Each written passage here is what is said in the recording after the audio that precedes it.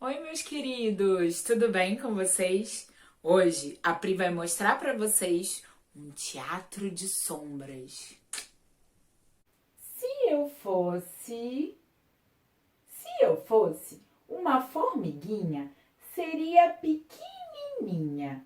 Faria um mega esforço para carregar uma folhinha. Se eu fosse uma formiguinha, tchá, tchá, tchá.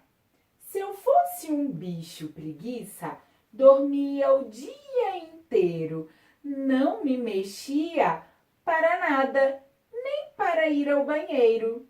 Se eu fosse um bicho preguiça, se eu fosse uma formiguinha, tchá, tchá, tchá.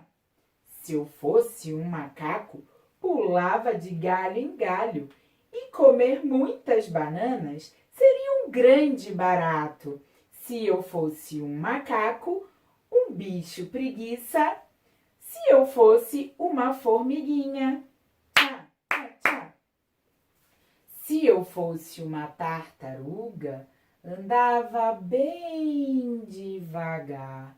E se eu quisesse ir bem longe, acho que ia demorar.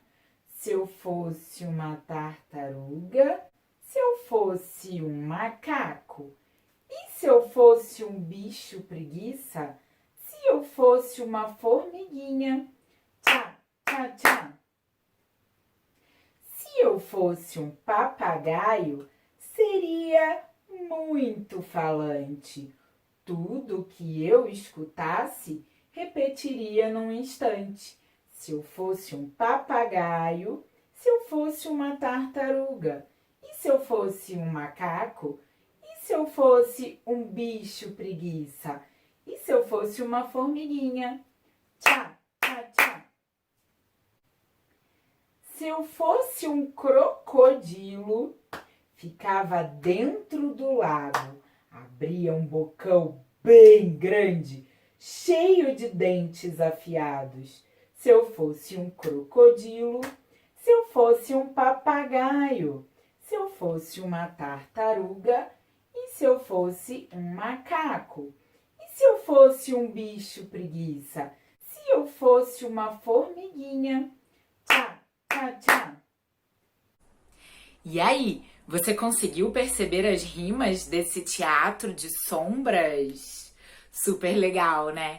Então, se você descobriu, manda um vídeo, manda foto de você falando lá pra escola pra gente poder ver. Combinado? Um beijo, tchau!